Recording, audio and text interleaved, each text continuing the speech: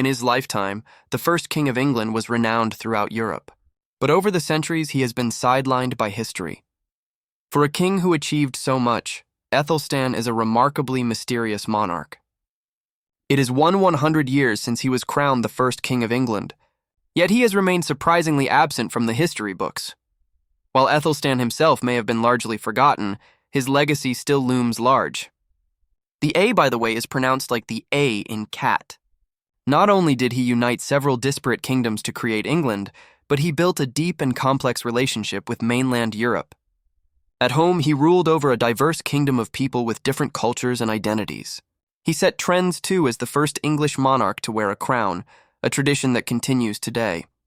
After he died, however, Athelstan was soon overshadowed by the legacy of his grandfather, Alfred the Great.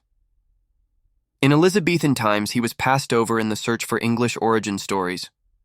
In the Victorian era, he was little more than a side note as historians turned to the past to reinforce ideas of empire. It is time this monarch was better remembered, argues David Woodman, professor of history at Robinson College, University of Cambridge in the UK, and author of a new biography of Athelstan. This month, September 2025, marks the 1100-year anniversary of his coronation. And a closer look at his reign reveals some insightful lessons for those hoping to understand what it means to be English.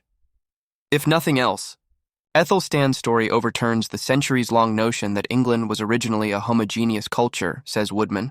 It's a misconception that still resurfaces today, but the truth was very different. Who was Athelstan? Athelstan was the grandson of perhaps the most famous king of the early medieval period, Alfred the Great. Alfred was known for his battles with the Vikings and for decisively defeating the Danes in the 9th century. Through his tussles with the Danes, he was able to establish influence in parts of the former rival kingdom of Mercia, which stretched from the Midlands to the east of England, expanding his kingdom up from Wessex, in the south of England. It's Alfred's son, Edward, Athelstan's father, who conquered East Anglia from the Danes, says Sarah Foote, Dean of Christ Church College and former Regius Professor of Ecclesiastical History at the University of Oxford. Edward the Elder, as he was known, used a new form of warfare that created fortress towns to take and hold large swathes of enemy territory. And Edward died as king all the way up to the River Humber in East Yorkshire.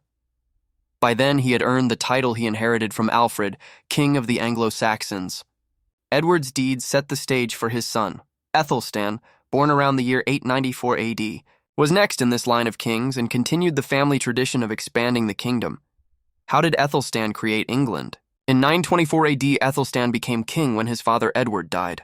There is some suggestion that Athelstan's half-brother, Elfweard, was initially king of Wessex when Edward died, while Athelstan was made king of Mercia. Whatever the case, Elfweard died within a month. We don't know in what circumstances, and Athelstan then naturally became sole, king of the kingdom of the Anglo-Saxons, says Woodman. He was officially crowned in September, on 925 AD. The following year, in 926 AD, he married off his sister to the Viking king of Northumbria, which lay to the north of his kingdom's border. A year later, the Viking ruler died, and Athelstan took over Northumbria. It's easy to assume foul play, but we don't know, says Claire Downham, professor of medieval history at the University of Liverpool in the UK. That is a key moment in the creation of the English kingdom. In consolidating the previously separate kingdoms of Wessex, Mercia and Northumbria, Athelstan became the first king of all. England! He knew what he was doing, says Foote. He knew that he'd created a new kind of realm and he'd brought a unity to the British Isles that they hadn't known since Roman times. This unity was key to defending his newly formed kingdom. He's aware of the importance of bringing people together in the face of Viking attacks, says Woodman.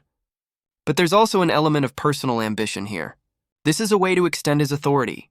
The New English kingdom held throughout the rest of his lifetime. It was reinforced at the Battle of Brunanburh in 937 AD when he defeated an alliance of Vikings, Scots, and Strathclyde Welsh who were attempting to challenge his rule of England. It's not known exactly where this battle took place, but it may have been in northwest England. What was Athelstan's England like?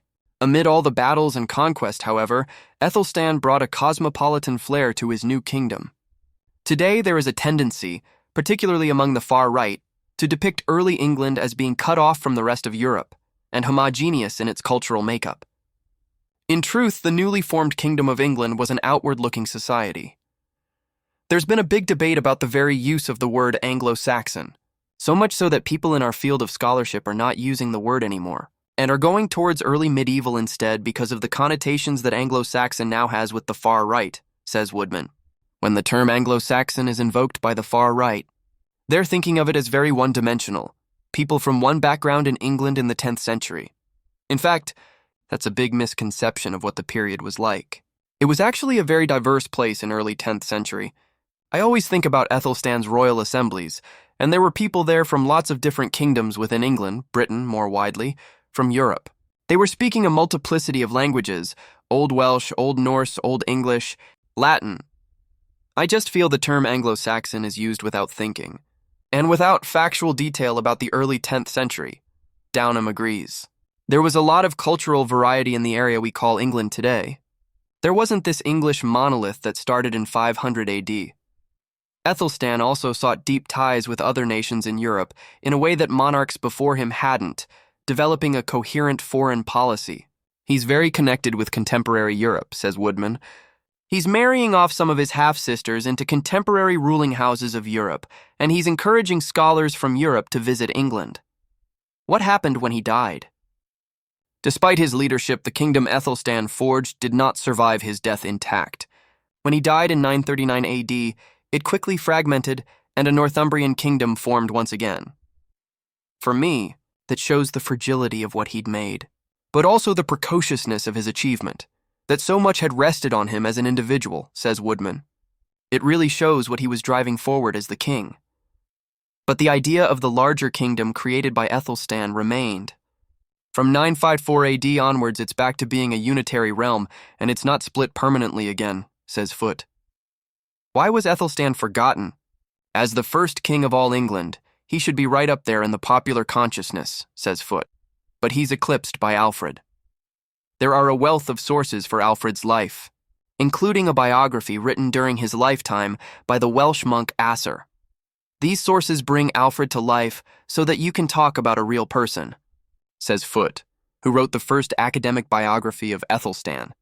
For Ethelstan, that just wasn't possible. That's one of the reasons that Ethelstan is so little known today, says Woodman.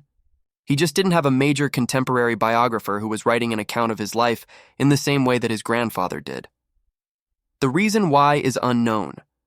Maybe he was partly busking on the reputation of his grandfather, says Downham. It's also possible that there was one written, but it hasn't survived. So many texts have been lost. So many books destroyed through fire or flood or deliberate destruction. So it's hard to know what was once there. After his death, a biography was written in the 10th century, which we know because a later text refers to it, says Foote, but the original text hasn't survived. We do have good record of diplomas, writs and agreements from his reign, says Downham. This was largely because the practice of government became far more efficient and established under Ethelstan. But they're not as much fun as a rip-roaring history that gives you a biography of the individual. Despite having no biographer of his own in his lifetime, historians today are rising to the challenge of piecing together his life and legacy. As well as being a military power, ruthless in his quest to expand his territory, and ambitious in his relations with other countries, he also clearly felt style was important. Ethelstan was a king who cared hugely about his image, says Foote.